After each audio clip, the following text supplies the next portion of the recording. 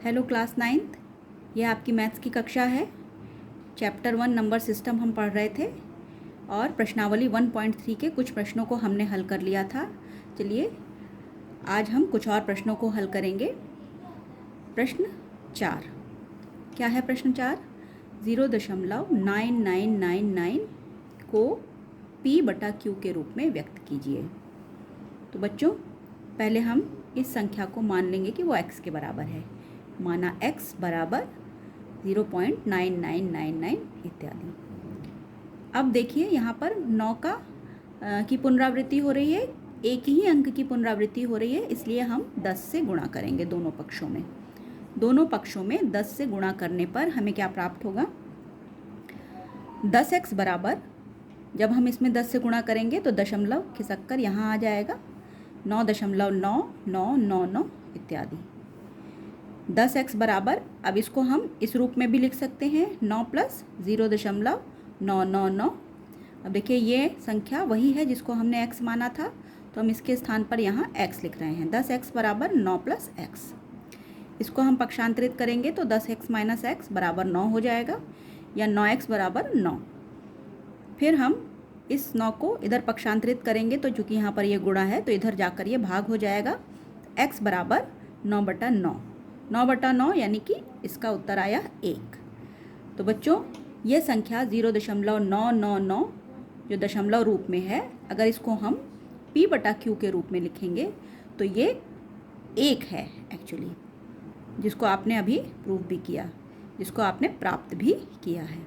ये लगभग 1 के बराबर होती है और P/Q के रूप में जब इसको लिखेंगे तो ये हमें 1 ही प्राप्त होगी। अब आइए प्रश्न संख्या 7, ऐसी 3 संख्याएं लिखिए जिनके दशमलव प्रसार अनवसानी अनावर्ती हों। अनवसानी अनावर्ती, इसके बारे में हम पहले भी डिस्कस कर चुके हैं। तो इसका क्या उत्तर होगा, हल क्या होगा? सभी अपरिमेय संख्याओं के दशमलव प्रसार, जितनी भी अपरिमेय संख्याएं होती हैं उनके दशमलव प्रसार जो होते हैं वो सब अनवसानी अनावर्ती होते हैं। इसको मैंने पहले बताया है आपको, अंग्रेजी में इसको क्या कहते हैं? Non terminating, non recurring.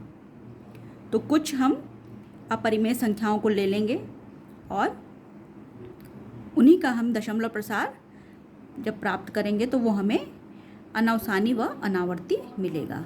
तो हम कोई भी 3 संख्याएं ले रहे हैं अपरिमेय, जैसे कि √2, √3 और √5। ये ऐसी 3 संख्याएं हैं जो अपरिमेय संख्याएं हैं, तो इनका दशमलव प्रसार हमें अनवसानी अनावर्ती प्राप्त होगा। अब आइए प्रश्न संख्या 8, परिमेय संख्याओं 5/7 और 9/11 के बीच 3 अपरिमेय संख्याएं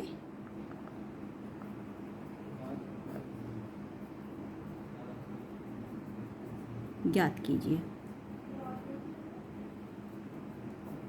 यह प्रश्न है। तो बच्चों पहले हम 5/7 इसका भागफल ज्ञात करेंगे। इसको आप भाग दे के स्वयं देखिएगा, इसका भागफल आएगा 0.714285, इसके ऊपर बार। इसका मतलब ये हुआ कि यही अंक जो हैं उनका समूह बार बार इसकी पुनरावृत्ति होगी। इसी तरह से हम 9/11 इसका भागफल ज्ञात करेंगे तो ये आएगा 0.81, इसके ऊपर बार लगा हुआ है 81 के ऊपर। इसका मतलब ये हुआ कि 81 की ही पुनरावृत्ति आगे होगी। इन दोनों संख्याओं का हमें भागफल प्राप्त है या हमें इनका दशमलव रूप प्राप्त है। अब 0.714285 इसके ऊपर बार तथा 0.81 इसके ऊपर बार के बीच में अनेक अपरिमेय संख्याएं हम ज्ञात कर सकते हैं।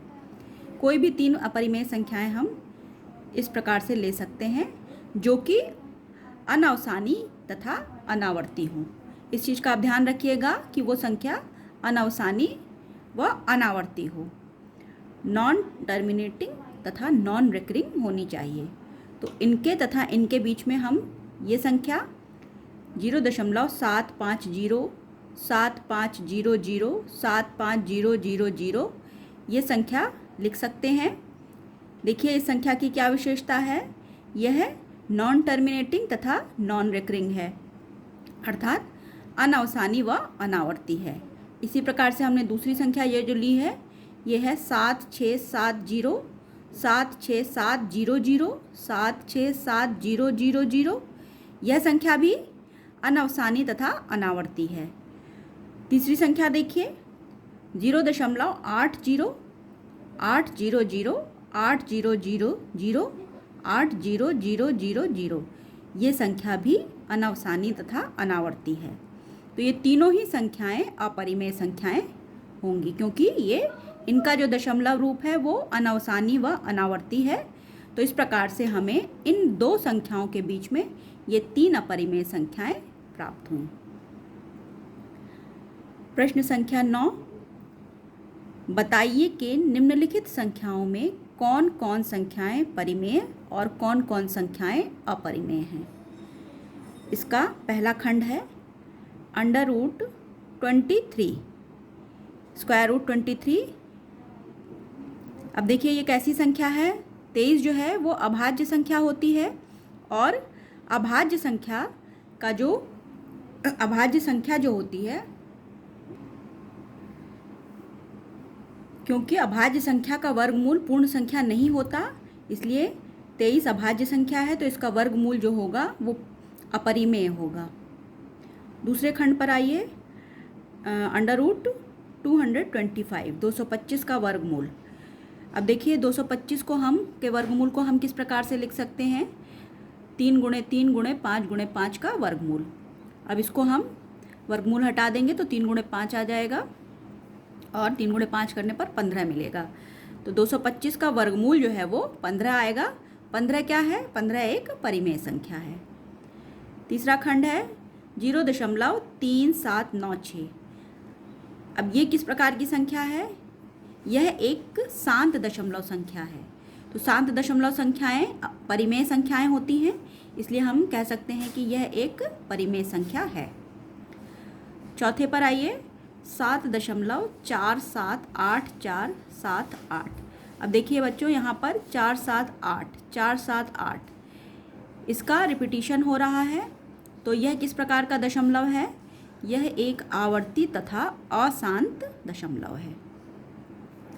तो जितने भी आवर्ती तथा अशांत दशमलव होते हैं वो सभी परिमेय संख्याएं होती हैं, तो यह भी एक परिमेय संख्या है। पांचवा है 1.10100